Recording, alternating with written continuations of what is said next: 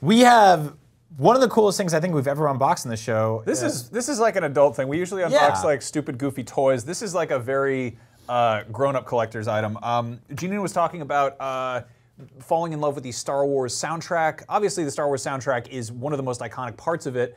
John Williams' incredible score is like, I don't know, you hear like the first second of it, and you know what it is. So Disney Music has put out this box set for the 40th anniversary that is just stunning. This is like I don't know. This is things that grown-ups get. You know, this is like a real adult collectible. This is a 3-disc vinyl soundtrack of the soundtrack to A New Hope. It's $150. It feels like, I don't think it's real leather. It feels like a car seat. It feels like leather. It's got like a die-cast embossed like metal plaque there. Yeah, that is just like, look at that. And that is so cool. Like, we're both into records and stuff. Most of our stuff I feel like is more like kind of more junk food, more fun. Yeah. Or you know, just buying dusty old used stuff. But if you're like interested in collecting vinyl and you want like a definitive Star Wars collector's edition, this is, I think, the one to go to. This is $150. It comes out tomorrow. You can get it on a variety of different online things, but I think Disney has a Disney Music Emporium you can check out. It's got like, it's like half a coffee table book. It's got a couple essays about like making the soundtrack, making the score.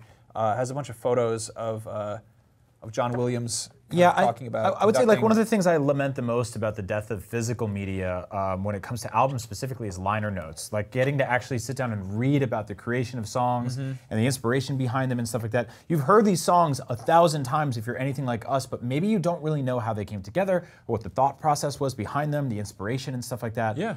Which I think is it's just so cool to have that. And this is just such a wonderful piece to have in your collection. Turntables are super cheap now, and you should have one in your home because it's good. It's also, I mean, yeah, that's kind of it, is collecting vinyl. It's like big enough that you can look at it. A lot of records, if you buy them new, come with a digital download code, so you can like get the music for your phone or whatever, but then you've got this sort of like, this nice keepsake of like, oh, hey, I like the music.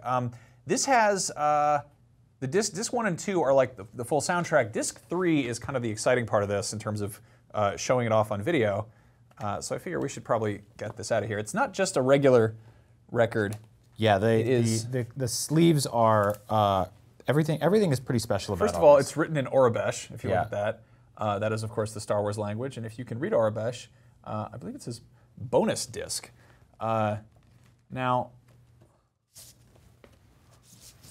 first one half of it is, this isn't a real record. You can't play this part, but it is the let's see if we can get that at a right angle. It is a 40th anniversary logo. It's got Luke and Leia and all them doing that cool pose. It looks considerably better if you're looking at it up close.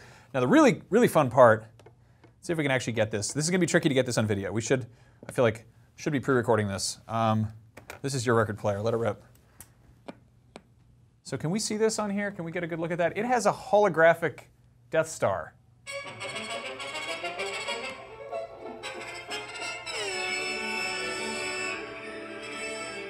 Do you see that? It's a little bit, you gotta kind of look at it at the right angle, but. That is so cool. Yeah. It's a friggin' Star Wars record that projects a Death Star image while you're listening to. Yeah, that's incredible. Yeah. So anyway, there's something magical, if you haven't ever done it, just putting a record on and just letting it play, having fun with it. This is all digitally remastered and everything. Anyway.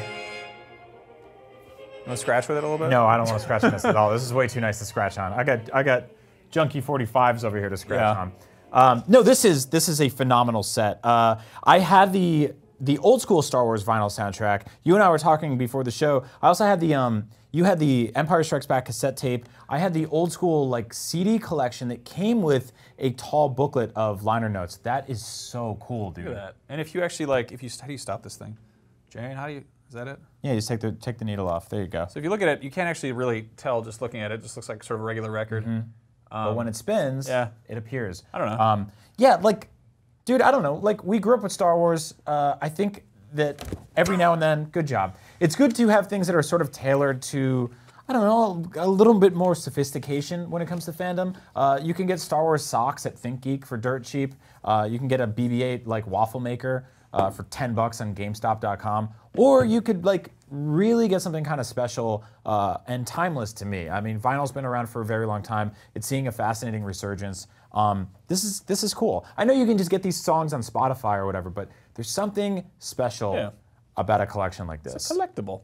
If you enjoyed that Star Wars vinyl unboxing, check out our unboxing of an actual real-life history book that happens to be about Star Wars, as well as some real actual robots that happen to be Star Wars robots. And always check out Up at Noon every Thursday, noon Pacific time on IGN.